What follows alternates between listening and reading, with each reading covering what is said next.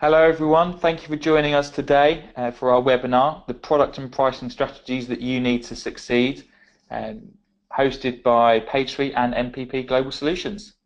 First off, I'm going to introduce my co-presenter today, who is Anna. So hi, nice to meet everyone. And we've just got a little about us slide just to tell you a little bit more about who we are and what we do. So for those of you who haven't met me already, my specialism really is in paid content strategies and creating revenue for publishers, whether that's subscriptions or whether that's sort of new sort of digital products, if you like. And I work with lots and lots of publishers globally to look at their products and their product strategies and find ways to help them sell content. And I'm very luckily joined today by Ben Edwards. Hello everyone, and I'm SVP of Business Development at PageSuite and work with a very similar customer and publisher set as Anna in the EMEA region in particular. So lots of work with Scandinavian and European publishers as well as Middle East, North America and Australasia, delivering all sorts of digital solutions, be that replica content in form of an e-paper or live news products, particularly focusing on apps. Yeah, so I think before we get into the main topic for the webinar, I think it's probably quite a good idea just to position a little bit who we are and what we do. So Ben, over to you first. Yeah, so we've worked together, PageSuite and MPP, for a couple of clients that can be seen here. Broadly speaking, though, we work with around 1,500 publishers across the world, representing 50,000 individual brands. Some of the logos you can see on the right, I'm sure are very familiar with you right across the world, be that from the newspaper or magazine perspective. Our core solution is a digital publishing CMS from which publishers can create apps and HTML5 e-paper solutions. And we plug in with various third parties, including MPP, who then provide the subscriptions piece. It's a cloud-based system, and as an operation, we have over 65 staff covering 24/7, 365 days a year, hours. Yeah, so the link here really, and Ben and I work together on quite a lot of projects, and we're involved regularly with the same sorts of clients. And the link here, I suppose, is that PageSuite helped to produce and deliver the content, and MPP Global like to sell content, and that's our core really. And for anyone that hasn't worked with us previously, the core of MPP's platform is to support any type and method of payment on any device globally. And what you can see there is an overview of some of our clients. And what they share, what they have in common, is a very good brand engagement. But each of them sell, package, promote their product in lots of different ways. So the eSuite platform is configured to make it as easy as possible for users to purchase content. And in many ways, we're replicating that sort of iTunes or Amazon one-click model. So whether it's a subscription or a micropayment or a day pass or an app, our platform manages the entitlements and enables our publishers to experiment with lots of new business models and optimize every possible transaction or every possible sale. So moving into the webinar today, I think Ben and I, we often attend a lot of the same events. We listen to the same talks on some of the most sort of innovative strategies, particularly in the publishing sector. And I think what I'm finding, Ben, you'll probably pitch in on this, is that more and more often the RFPs and the projects that I'm involved in and the sort of interesting topics is relating to these sort of supplementary revenue streams. So we thought it'd be really nice to focus on some of these new products, and they're some of the main topics that we're going to look at today.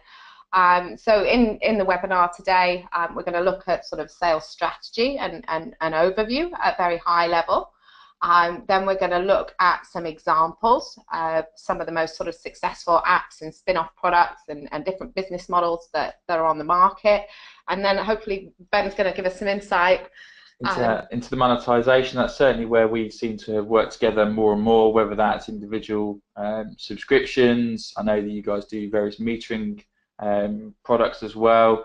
The spin-off and non-news products is very interesting. So you look at how publishing has evolved from purely just being a print-based product Obviously now there's digital in terms of websites, there's apps, but also publishers are starting to look at things like events. If you look at Singapore Press Holdings out that way, kiosk products in Scandinavia are increasingly popular.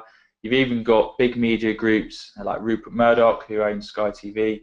He's got The Sun and The Times in terms of news products. He's buying up TalkSport from a radio and audio perspective to sort of control and broadcast to that audience. So all sorts of different non-news products that publishers could get involved in. Yeah, and I think one of the key areas as well, obviously the key thing for me is how we generate revenue. So we are going to touch briefly as well on pricing and pricing strategies, and we're going to talk a little bit about the offers and the incentives towards the end of the webinar. Yeah, perfect. So this is a bit of a sort of side topic, but I thought it was quite a nice opener to the webinar, because actually the media and entertainment industry have been here before. So, a lot of publishers are currently looking for new ways to generate revenue. We all know sort of old adage, advertising revenues declining, print subscriptions in some regions are on the decline. So where is the revenue going to come from, and how are we going to develop that? And actually, if we look back to the sort of media industry in the 1920s and 30s, when people were visiting the cinema regularly, we've actually already seen quite a lot of development. So I wanted to pull out the sort of popcorn example. So the idea of sort of find your popcorn relates to people visiting the cinema. Originally, the numbers started to decline, so they had to focus on product, price, customer experience, and those things were the things that potentially could create new revenue for them. So in their industry, for example, visiting the cinema, they began to introduce quite innovative technology, adding sound to screening or talkies, or the introduction of colour. So that was like a product development in line with technology and innovation at the time. They also looked at the packaging. So a lot of the people that were visiting the cinema perhaps felt that they weren't getting good value for money, so they started to do double bills or bundling of two films together, which represented better value for money for the customer. The Orange Wednesdays of the 1920s. Yeah, they focused on customer experience as well. So they thought about, well, what does it mean when people visit the cinema? They introduced things like aircon. They focused on making the cinema a nicer place to go and spend time and spend money. So that's your UX and UI of today? That's your UX and UI of today, quite right. And interestingly, they added some supplementary products. So in terms of revenue, popcorn provided a sort of operating profit of about 90%. And this has nothing to do with the core product itself, but it was an additional product. And what was nice about it was that it made people thirsty, which meant they sold more sugary drinks as well.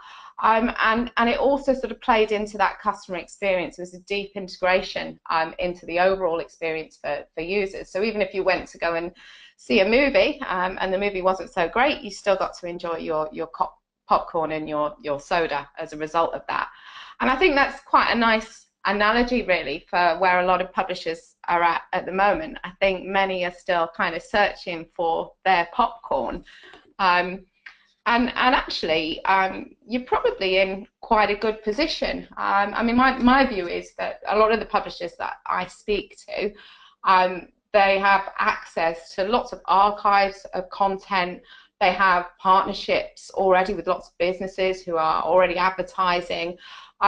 The tricky thing, really, is in understanding what that sort of core idea is that's going to be a revenue driver, but then having the flexibility and the agility to be able to sort of aggregate all of that content, all of those potential physical products together, and then create all of these business models, offers, and incentives that will be relevant. Appealing to your audience. Yeah. What do they really want? Yeah, exactly. And I think that the difficult thing is, technology has moved really quickly, and in the digital space, publishers are having to almost sort of become technology houses, and it's, you know, that we hear a lot of issues with sort of getting new products to market, the cost of launching an MVP or an initiative.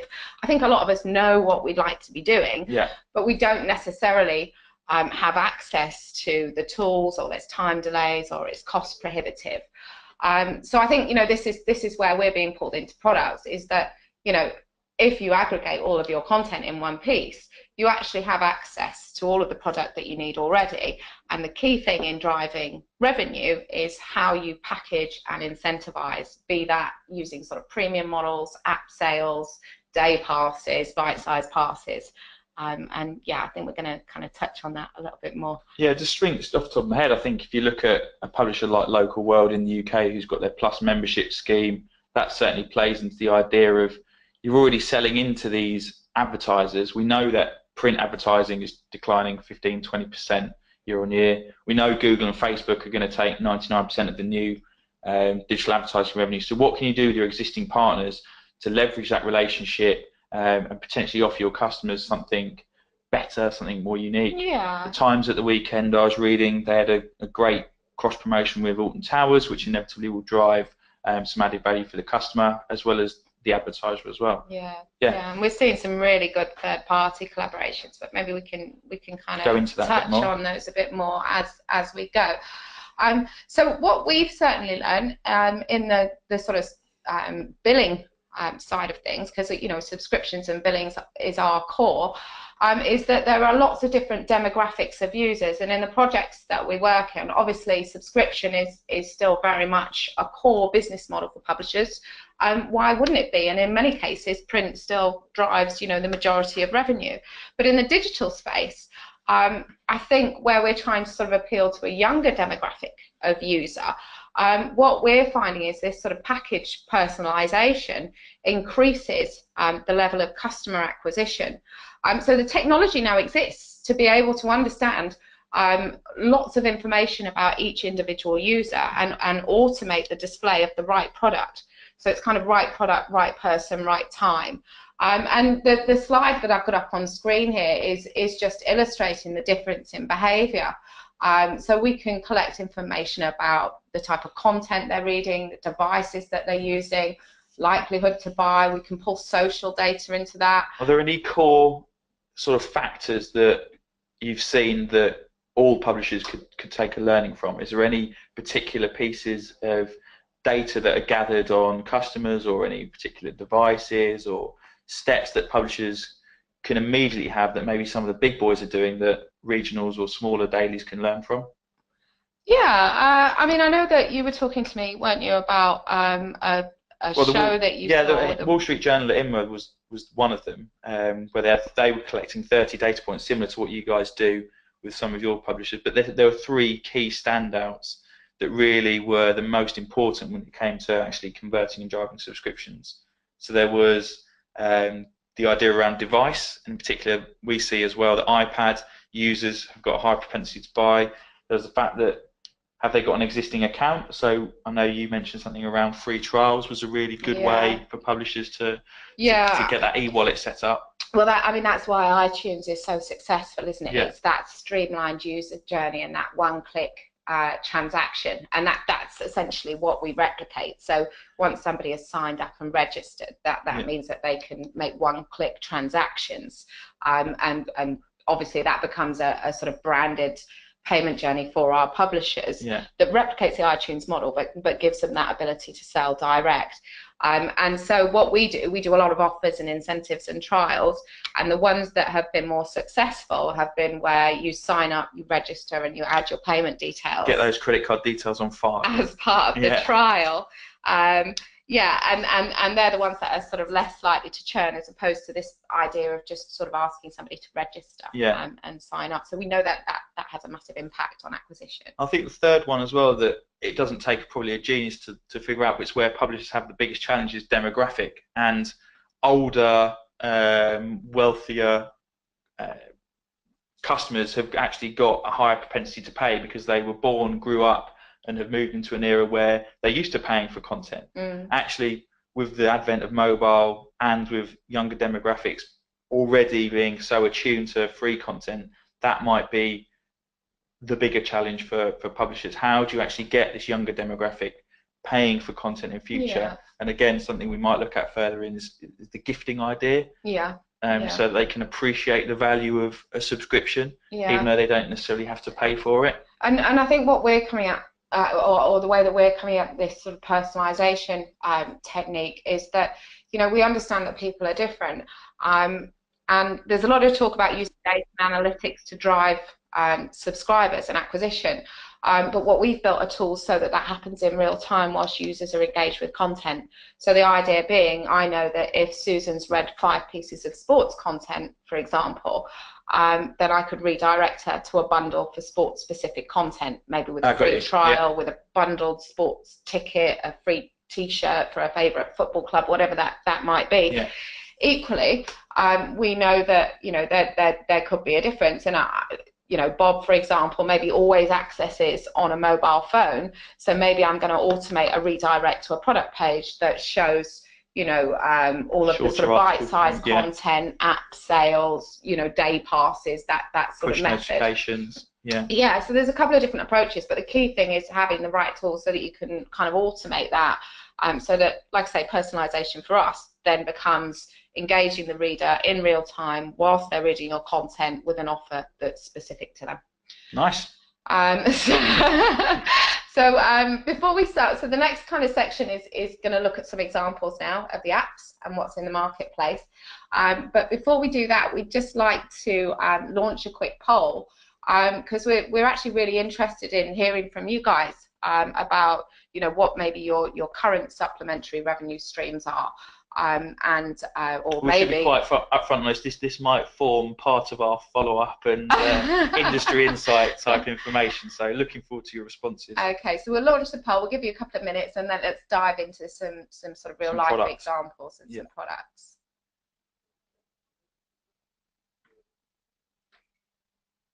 Okay, so we'll just give that a couple of minutes whilst everybody responds.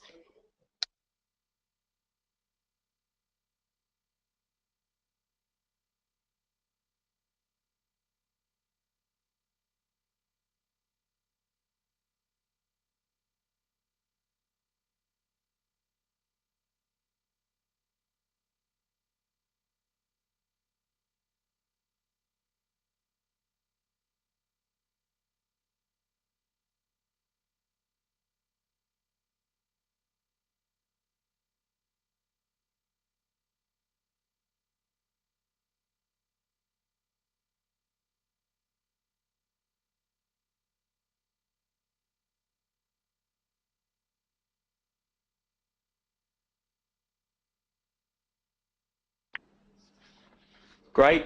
The majority of people seem to have voted, and there's some really interesting results coming through, so appreciate that. 10 more seconds or so if anybody else wants to get involved. Interestingly, good for PageSuite, e-paper seems to be taking a strong lead, which is very nice to see, as well as news apps. Not a ton on Spinoff brands, so actually my second part of the product piece hopefully will inspire people, and that might jump up a little bit.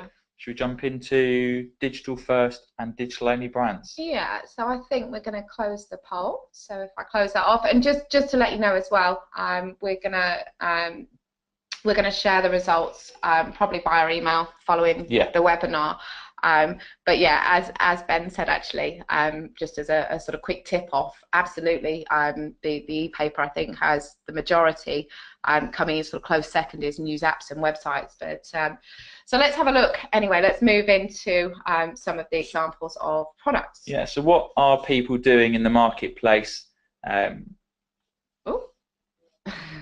there you go. So what are people doing in the marketplace? Well, at INMA at the end of May, the CEO from New York Times was talking about going mobile first, even though he's got a whopping great print subscription following, but obviously as a beacon of digital subscriptions, that makes perfect sense why they would be looking at that direction. So the actual content from the newsroom is going and being optimized for mobile, then it's going to automatically scale up for tablet, then desktop, and then as an output of that, it will then go to their print teams print. So the newsroom structure as well as the product structure is mobile first. The second point is FT. So over the past few years, I think the shift from publishers' competitive attention has gone from Apple to maybe Google and Facebook now, and Apple have made it slightly easier for publishers to use apps to incentivize bundles or having complementary access to apps. And FT is still quite interesting because they remain HTML5 only on iOS. Yeah, because they really dug their heels in back in the day, and understandably, really, because 30% of your revenue is quite a significant chunk, isn't it? And if you've got that brand engagement, arguably, is it necessary? But I think that's kind of the point, isn't it? Now with FT, Apple have dropped it to 15% for the majority. They've also got their news products, which some brands, like I hear the Telegraph, are doing well on Apple News in terms of driving subscriptions. Then you've got a lot of our publishers, and actually how we work together, giving complementary access to apps. Apple are far more in tune with that. They'll throw in the odd curveball occasionally on the submission process, but broadly speaking, that's become much more easy. And so specific to FT, I mean, it'd be interesting to see what they do with iOS in the future.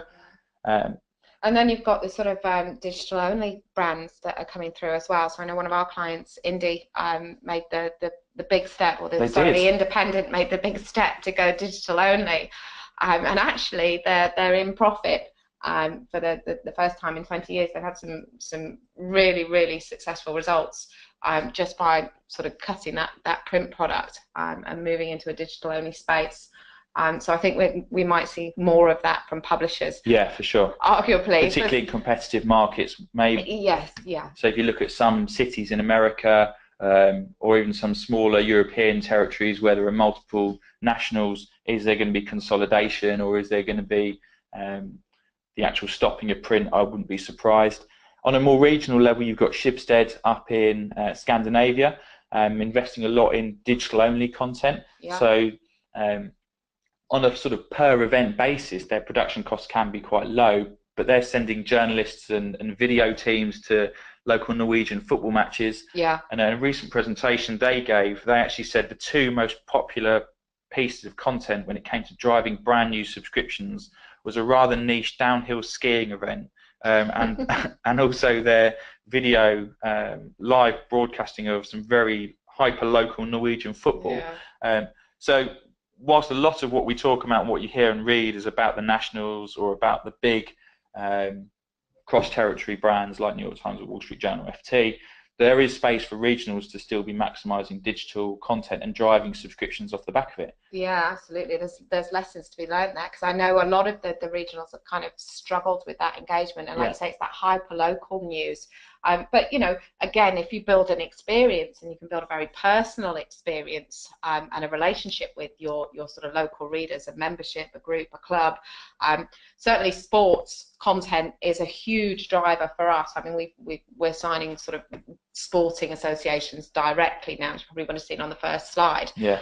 So that kind of fan engagement, and absolutely, I think there's lessons for the regionals there in being able to sort of promote these supplementary products. Which really think about the money that Sky and BT are paying for broadcast rights just here in the UK, which it actually makes sense that news publishers could maximise that more sporting focused engagement. Actually, I think that's part of the examples on the next slide. So those are digital first and digital only. On the poll, this came very low in terms of areas that you are looking to invest in, which is spin-off brands and non-news products. But arguably, this should be higher up the list. I mean, when you look at some of the sort of leading global players, there have been some massive successes just on, well, the popcorn product. Yeah, which the classic one which we use is the New York Times, which I think is grossing something like $2 to $3 million revenue per annum. Yeah. They've also built up a really strong following to their food-based content. I mean, I absolutely love the crossword app because I love the fact that they're really just building on that brand engagement. If I produced a crossword app and put it out tomorrow, nobody would touch it. Whereas New York Times have just absolutely nailed exactly what their customers want. There are people that go directly to New York Times just to do the crossword every day, and what a simple product. How I mean, I'd imagine, Ben, for you guys to build an app of that type would be so quick. And yeah, we tend to integrate with, there's a couple of third parties that we integrate with, but the actual display, the UI and the UX that's produced, or actually integrating it into an app is one of the more simpler integrations to put. But those days when the crosswords aren't updated, our support lines go off the hook. Right, okay. Yeah, so amazing, isn't it? But yeah. you know, it's just about listening to the customer. And can you remember what was the revenue amount that they grossed? Was it was 2 to 3 million, I think. 2 to 3 million. And last year, it was one of the top 100 grossing news apps on iOS. Yeah. So you know, maybe spin-off brands should be stronger focus. But New York Times is a very sort of classic one. But you've seen quite a lot more as well, haven't you? Yeah. So listed a few here. So I know the Sun and the Metro are nationals, but they're sports-related apps, be it sports content, the video content, or for the Metro it was fancy football, and there was elements of personalisation there. For us, it was the Newsday Sports app. So they basically own the Long Island region outside of Manhattan, and in America, collegiate sports and local sports is incredibly popular. You know, there's huge advertising deals for the actual sports clubs off the back of it, so it's no wonder. And Newsday have created a mobile-first product that is specifically targeted at that audience with the intention to engage a different demographic, as well as then potentially move forwards, gathering data on that user, so getting registration information that can then remarket, and also pushing up upsells of their print and digital bundles. So that's worked quite nicely.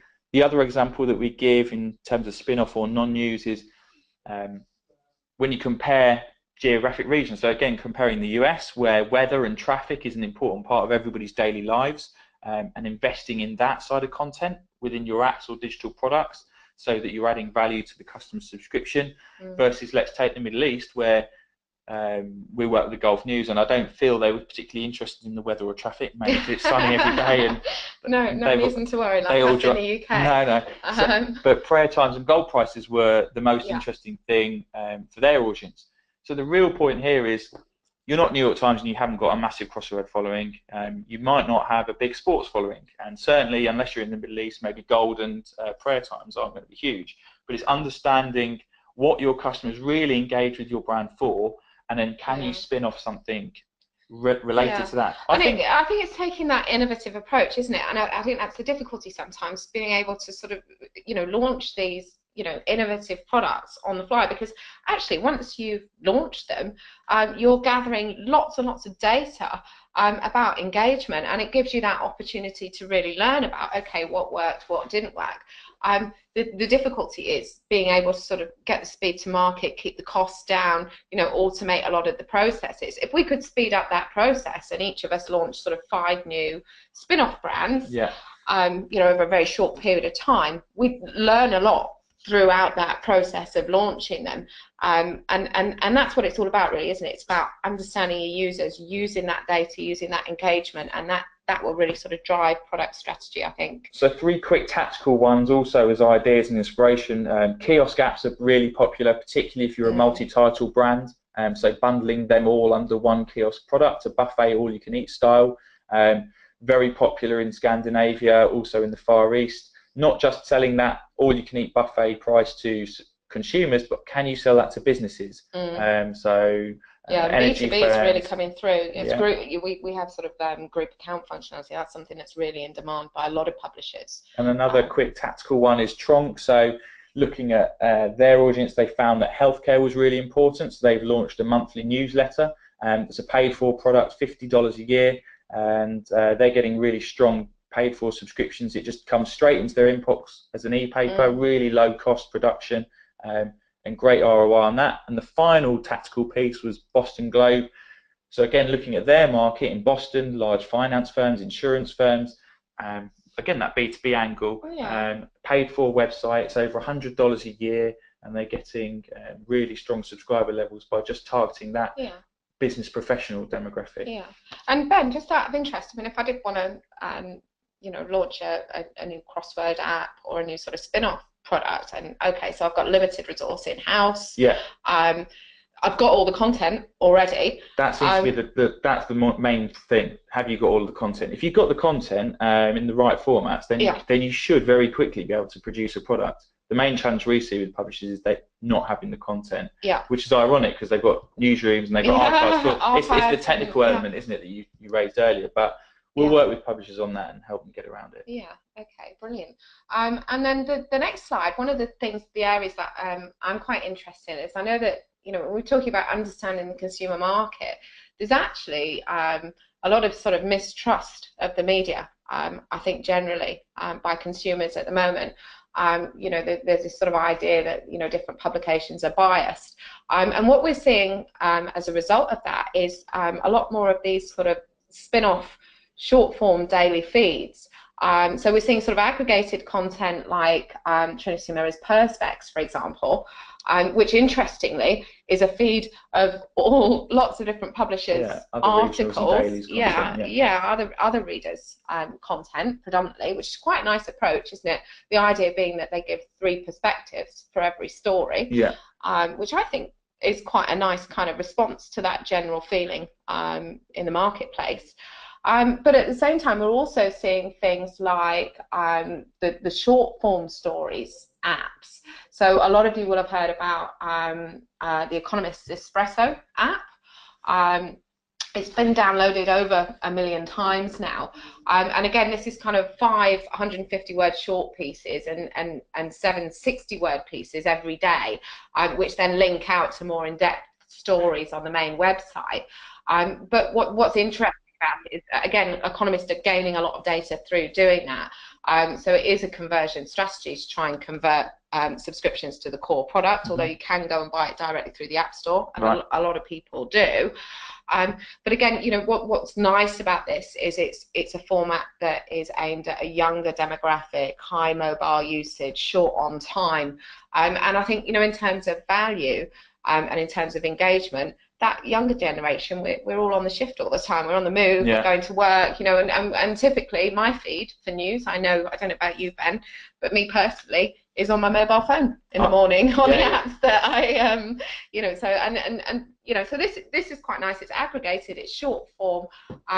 We've also put the Tamedia example in here as well, which is the 12 app, which is quite newly launched. It's actually had about 60,000 downloads. About 60% of those were direct and 40% were bundled in with existing product subscriptions. But with the 12 app, what's nice about it, it's aggregated content, but it's aggregated across the Tamedia portfolio of products. So they're not even sort of publicizing other publishers' stories, but within this one app, they can promote stories from all of their different publications. And again, for Tamedia, I believe that this will be very strongly sort of data collection exercise to understand which stories get the most engagement, so that when they're working on the sort of premium models on the main website, they know what's going to be premium, what's going to be paid for and what's not. So the app in itself is a revenue driver, but it's also a guide to sort of ongoing strategy as they move towards more of a sort of digital transformation of their business. I don't know if you wanted to... No, I was just thinking about McClatchy and how they're using their data from various digital products, and they've actually got an innovation team going around the various newsrooms across the US and feeding in information like that in particular. No? Should we move on to I think personalisation? Well, personalisation for us, I think I've probably already touched on it at the front, is about, you know, right product, right person, right time. So how do we automate that? So can we create a rule in the back office platform that displays the right product landing page for the user based on their engagement? But I think there's another layer down. And our personalisation is around the content side of things. So there's 4 main areas that all of these examples feed into. We're not going to go through each of these in turn, but as a publisher, you can be looking at how are individuals personalising their news sections. So if you look at BBC, London Evening Standard, and another number of other mainstream apps, it's by a section frontage that you can actually personalise. The second component is, can you have a personalised individual article experience? So to reference that, it might be live blogs, or unfortunately, if you look at some of the more recent terror instances in Manchester and London, that the journalistic content, whether it be imagery or videos or actual text, was continuous online and in the apps in one article. So can you have a personalised push notification or follow of that article to keep you updated? That's important. That neatly ties into push notifications and the personalization of that. I think publishers should start looking at more, not just the actual content that it pushes to, but is your subscription about to expire? Is there any elements of churn? Have you got any offers that you can be putting through push notifications or in-app messaging? And the fourth element of personalization that's important that we see is UGC. So either from a content creation perspective, or can it be a tip-off for the newsroom, or can it just be about user engagement? So getting people to send in their thoughts or their views or some insight or imagery from a story that's important to them direct to the newsroom and share that way. Yeah, and be part of it. You know, I think part of it is for regionals. That's really important. Yeah, I would being part of a community and being able to, comment sections, for example, for members. You know, these kind of value adds. These are the things that build that brand experience. And I think that's really key, isn't it? Because I think that's how you build up that relationship with the end user, through building out these experiences. And you know, with the push notifications to your mobile phone, actually it makes it very easy for me to be able to keep in touch with news and the stories that I'm interested in on a daily basis. So yeah, I think it's quite a nice topic, isn't it, in terms of personalization. I think that's some of the trends that we're seeing coming through. So kind of moving on to complementary revenue streams. So we're looking at some of the spin-off products, but actually complementary revenue streams don't necessarily have to be about producing a brand new product. Sometimes it might just be the way that we package and sell content that creates a revenue stream. So I've given the example of Amori here because she's one of our clients. So we work with Christine Latouche over at Amori. And I've been talking to her quite a lot. They've been working with us for about 3 years now, and they've implemented a premium model. They're predominantly sports content. This is a leading sports national newspaper, and their focus was very much to build up as much value add as they could into the sort of digital all-you-could-eat subscription package. So that is kind of their core product. But what they were also interested in was micropayments as a route to conversion. So we've also added the ability for users to buy individual articles or buy a pack of 10 articles as opposed to subscribing. And I think when we did that initially, we thought that back 3 years ago, we thought that would instantly just be a route to subscriptions. And what we've learned actually over that period of time is that probably about 10% of the people that are buying using micropayments actually convert to full digital subscribers. But the rest of them continue to come back. They continue to consume media in that way, so article by article or packs of 10. So what's quite nice is that you know, any demographic information on that? Yeah. I'm asking for it. Okay. We know that it's high mobile usage. We don't know necessarily whether it's millennials. That would be my hunch, and we're kind of drawing down into that to find out more about that. But it's interesting because it's a supplementary revenue stream, and what micropayments represent now for them is about 10% of the digital B2C revenue. And what we've learned is that's 10% that they wouldn't have if they didn't have that lower bite point and that different business model. And the view would be that one would hope that's a stronger revenue stream than just display advertising against that audience. Yeah, I think so. I think it still represents quite a big proportion. So although we kind of started out with a view that it was going to automatically convert into subscribers, is what we've learned is it's actually going to complement, and we're not necessarily eating our own lunch by offering it at a lower price point. We're just perhaps bringing more people, more mobile users. And if you think about spin-off products or other revenue streams, can you then use that as the data to remarket, upsell some other products? I know Maori's got a suite of brands that you could potentially resell to, and they've also got partnerships with people like PSG from a sports perspective. Yeah. Is there any? Well, they've done absolutely loads of interesting offers. They've done a lot of third-party collaborations. They also, I think, had an offer with a PlayStation game. So everybody who bought a particular, I think it was one of these football games, I'm not up on them, it was FIFA or something like that.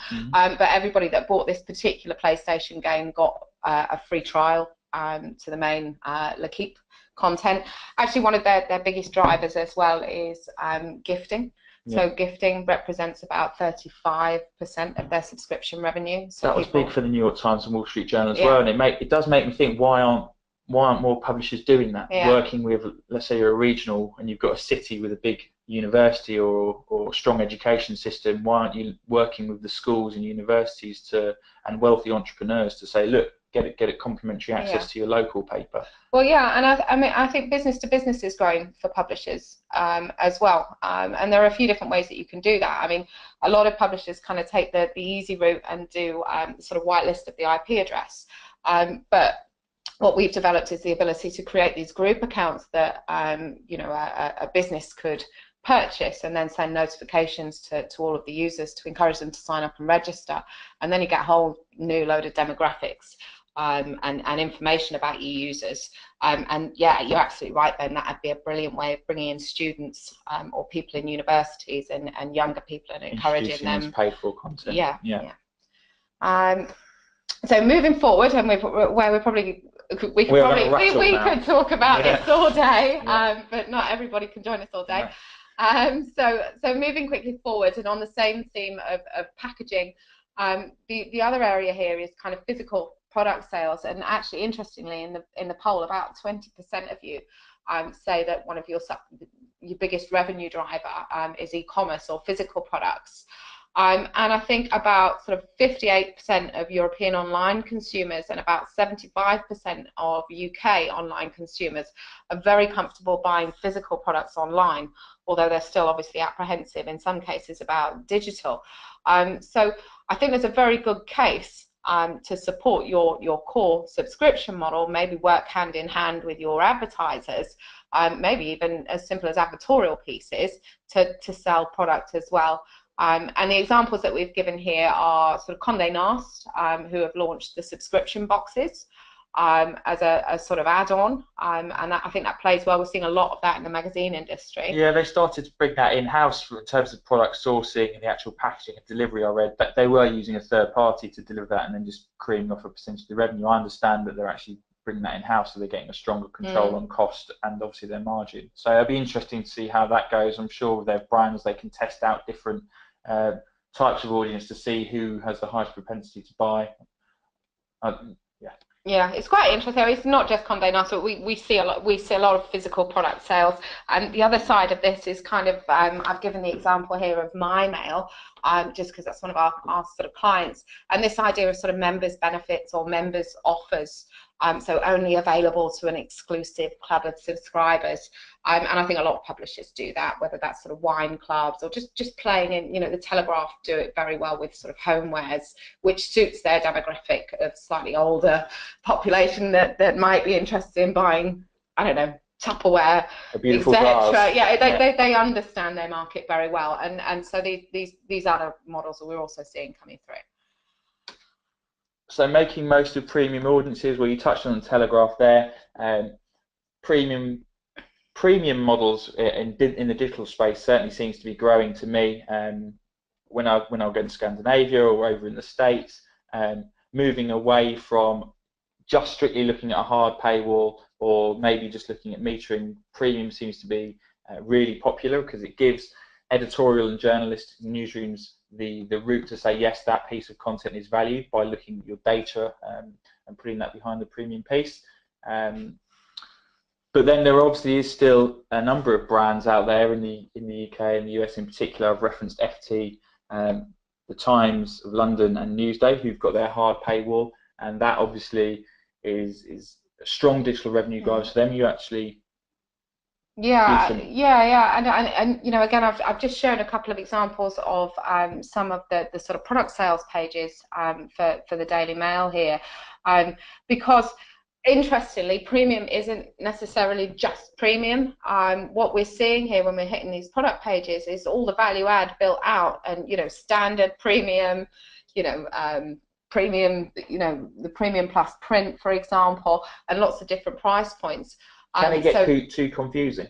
I think the sort of best practice would be to have 3 offers displayed on each page, just so that there's not too much choice. that would be from my perspective. And if you look at industry standards, that tends to be, I think that's it's not confusing for consumers. Where you can be clever with it, you don't necessarily have to stop there. Where you can be clever is to have multiple product landing pages and choose which one people land on. Yeah. So that enables you to still have this very diverse product strategy and offer these personalized products.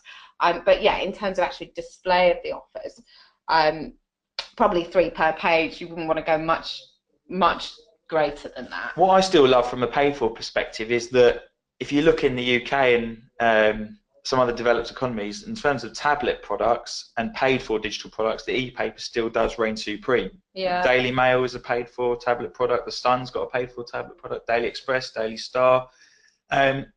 So there is an audience on there and there is revenue being generated. The next step, I think, for me and you is what can we do with that audience base? What can we do with the revenue? Are there any interesting angles that you could take that consumer? Yeah, I think it's a tricky one, isn't it? Because the e-papers form part of the circulation, so they're audited numbers. So a lot of publishers are very hesitant to, kind of change that digital model. And I mean, it's one of the points that's sort of been fed back to me a few times in the past is that they don't really want to move away from the e-paper because that's going to affect the circulation. It's going to affect advertising revenue. I don't know if that's something that you see mirrored as well. Or... There are a number of publishers like Media, who's careful how I say that, if that's correct, in Central Europe, who have a hybrid app product that's got the e-paper in there and an optimized edition product. Yeah. And actually, that's increasingly popular. So you are giving paid for customers a choice. So for those people who love the look and feel still of the print product, kind of bundling, it's this kind of cross sell or bundling two pieces together to create an overall. So is that what your clients would typically do? They're increasingly looking at that. Yeah. I mean, it really depends on resources. Look, publishers are stretched, budgets are tight. So if you're going to get a return on investment, e-paper makes sense to start with. But I think now that tablet sales have plateaued and there is an existing audience of paying customers, could we do more with that? I think is my question going forward. I think that would be an interesting area to look at some more. So now we're going to move. So we've got a bit on pricing. I know you referenced this in the earlier slide, but actually how you market your pricing is important. Yeah, I think so. I kind of did a little bit of research just again ahead of the webinar, and just had a look at some of the sort of pricing models that are on the market from FT, for example, again here. And what I was noticing, well, I think a nice takeaway was that a lot are marketing their products as a price per week. Yeah. So traditionally we've seen buy an annual pass, buy a monthly subscription. When we look at these sort of per week pricing, I don't know if you can see that because the text is quite small. What it presents to the user is a lower bite point, and I know if you said to me, Anna, it's going to cost you £150 a year, I might think twice about that as opposed to, well, it's only £2 a week. So I think actually thinking about the way that you present your pricing is quite important. So that's done. When looking at some of the big boys, that seems to be what they're doing. It seems to be a bit of a trend that I've noticed at the moment. And it kind of plays to that bite-size, on-demand kind of model as well, doesn't it? Lower price points. And I think we chatted about this a bit yesterday, and especially when you've got digital pure play like Spotify and Netflix on the market at the moment, and they're doing these sort of monthly subscriptions for quite a low price, and publishers, in the media and entertainment sector are almost competing with that. It's building out enough value in this sort of digital product online to balance the price. So one quick thing I would say though on the digital pricing, how you market it though, when you're doing, let's say, a contra deal with an advertiser, the best examples I've seen, excuse me, are where you only give the best incentive away when the customer signs up to an annual subscription. Yeah. That seems to be, I know a couple of publishers, regionals even, who've done really well at working closely with an advertiser and creating a lot of demand for that annual price because the giveaway they tagged with is really good. Absolutely. And that's got to be what publishers do more. Work closely with your advertising sales team. Can you get a contra deal? Give them some brand exposure, be it display or native, and take a lot of products, retail products, that's going to be interesting to consumers and bundle that into a digital print product. I mean, I think this is about bundling. It's about entitlements, about access management, isn't it? I mean, print plays into this very well as well. You know, being able to package together and have a complementary strategy that supports print and digital and physical product sales, and bundle or debundle that together. So I think, you know, there are a few sort of topics really when we look at pricing specifically. I think we've also kind of pulled out geographic location as well, because I think there are a lot of differences dependent on whereabouts in the world you're based in terms of how you kind of price and put your product portfolio together. But it needs to be relevant. You need a sort of all you can eat for your average users, and you need your bite size, you know, on demand for your younger and your millennial demographics. And maybe the key takeaway for me with this would be maybe think about how we present our pricing. Do we present it per week, per day, per article, per year? You know, all of these options are available. So we're very tight on time, so I think what we're going to do is invite you to start asking some questions in the next couple of minutes now. So get the thinking caps on in terms of what you want to ask us, and maybe we'll skip to our conclusions slide. Yeah, I think we probably whilst we wait for the questions to obviously flow in, and then we'll answer your questions away. Okay. So here is our key takeaways piece from our rather extended webinar session. Yeah, I think that's the trouble really. I think this is our specialist subject, so you and I will just carry on talking after the webinar's finished. But for those of you that have joined us, I think that the sort of key takeaways for me, certainly one size does not fit all.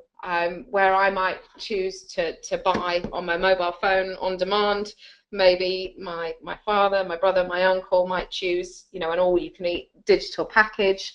It's all about extending the product packaging and providing enough options to all of the different demographics and enough bite points. So for one of our key takeaway points is the innovation launch pilots. So try and work with a partner, or if you've got an internal team, to create something fairly quickly, get it to market, and refine and test, which actually moves on quite nicely. Ask, test, and refine. You know, if you can get in a place where you can be operationally very efficient, so for a relatively low cost, you can repackage, rebundle your content in a new way, maybe produce a new app, a new spin-off product, and launch that very quickly.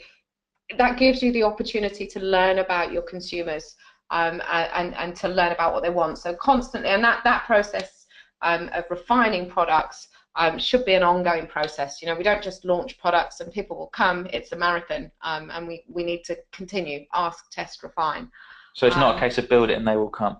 No. I think to an extent, but you know, that engagement is it's an ongoing relationship in the digital space, and that's real time, and you need to develop that on an ongoing basis. And we see those changes to Espresso and the 12 apps on a regular basis in the way that they change the number of free articles that they give, you know. So, to gather that data. Yeah, ask, test, and refine. When we come to creating new products or thinking around pricing strategies, what we try not to do is lumber too much need for your resource. So with stretch budgets and stretch teams, I think resource is more important than ever. You don't want to have a team of 10 or have to bring in specialist developers. Yeah, listen, I mean, if you want to launch a new package in a bundle and it's going to take you 6 weeks to do that, you've got to go and convince the developers in the other office on the other side of the room. Management to buy into it. And then you got, you know, that makes life very difficult. So absolutely look at working with third parties, certainly for the spin-off products, or, you know, giving the commercially minded people in your teams, you know, the marketing, the sales, the product managers, the tools they need to be able to create an offer and launch it in 2 minutes is massively powerful. So one of the questions that's come in, actually, because I want to give you a chance to answer this, because it's probably the really interesting one, is around the pricing strategies. What are some of the key things that impact how you decide how to price your digital products or your app products? So I know for me, I think one of the key things is the geographic regions that you're in. So you cannot have a global view and a one-size-fits-all pricing strategy that will work in Finland, in America, in South Africa, and in Australasia, because each of those regions has a very different marketplace. So for instance, in Australia, I know that they're really feeling the heat with Guardian giving away free content, as I'm sure the UK and the US publishers are, and in the UAE, you really need Kalahiji or Golf News to step first into making digital content paid for, and then others might be able to follow. So you work in Central Europe. You're talking to me about Switzerland. Yeah, absolutely. And it's interesting, isn't it? Because you know, if you head over to Portugal, where the market is very highly saturated, consumers are used to receiving their print publications for free, and there's lots of media groups in a very small space. It's very hard to then build out, you know, a high price for a digital product.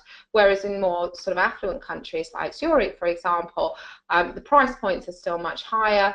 The print subscriptions are still priced maybe 600 francs per year, which is still a really big revenue driver for them, and they've got a lot more potential to be able to work with slightly higher prices for their digital packages and their apps. So, you know, again, it's about geographic location.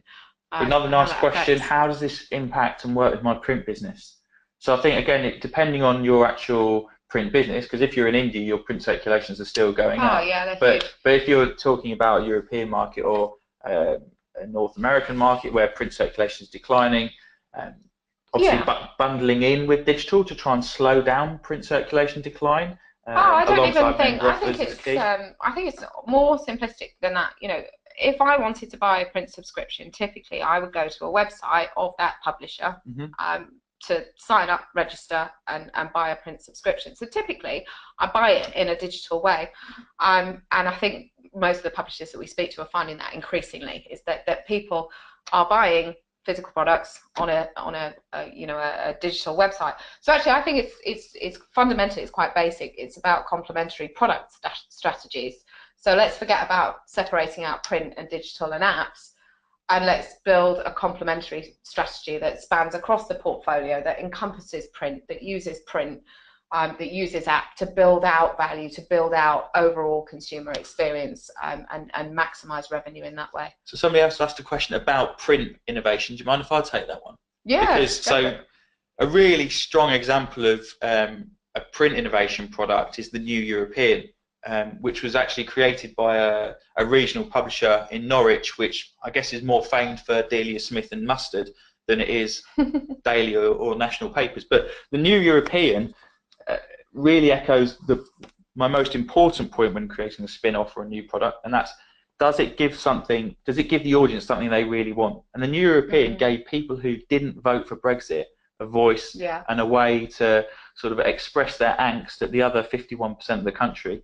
And over a year on, it's still going very, very strong in print form. I think there are over 40,000 print editions going out and being bought every week. £2 a week cover price. Yeah.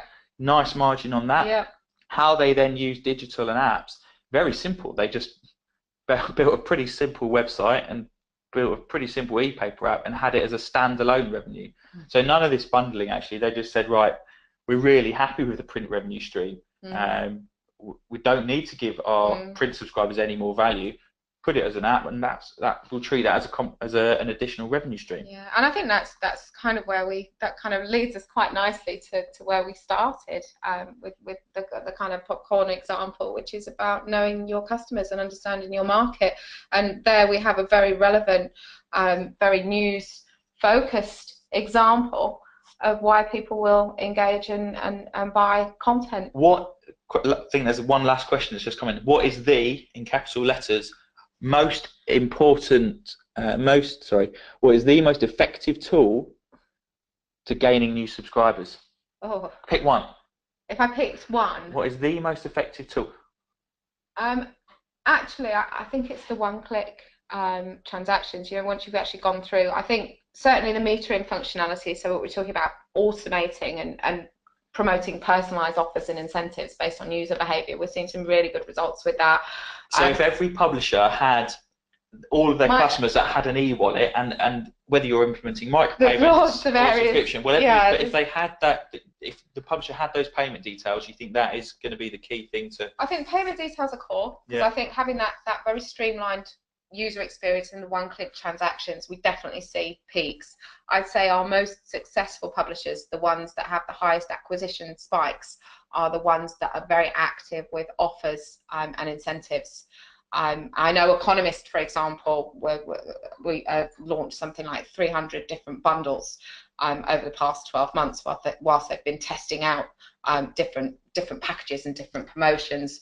I know Amori, for example, over the 3 years, again launched, I think it was about 200 different offer types. Yeah. And the peaks that we see in subscriber levels are always directly correlated to an offer, whether that's a third-party collaboration, whether that's a low start free trial, a buy one get one free pass. So how do they get all the data on those customers? How do they get all of it? Well, yeah, is it all in like a massive CRM? Yeah. Okay. Yeah, so we offer all that functionality as well, Ben. So yeah, absolutely. But yeah, I think my top tip would be, continue to market your products on a daily basis. Create, experiment, build these different bundles, different business models, different price points. Yeah. Build out the collaborations, build out group accounts, My Family, etc. Because it's the publishers that do that, I think, that see the biggest return. From our side of things, I think the publishers who are continuing to succeed, and this is both in revenue and editorially, are those who are not slipping to the lowest common denominator. So I can never understand why publishers give all of their content they used to associate with being paid for away for free, and have it associated with brands like Unilad, for instance. And I can never understand why publishers purely go for clickbait. I can only see the publishers that are succeeding, like the Times with its hard paywall, actually producing quality content. So we can come up with all these beautiful apps with lovely UI and UX, but the crux of the matter is, if you're not producing anything that anyone wants to read, no one's going to pay for it. Know your customers, understand your readers, and find those little niches and those hooks. I think that increase the engagement, the brand engagement. I think overall is the area to focus on. All right, guys. I think that kind of. Is there anyone still with us? I don't know. Thank you to all of those who've persisted. I think we should continue this over lunch, Ben.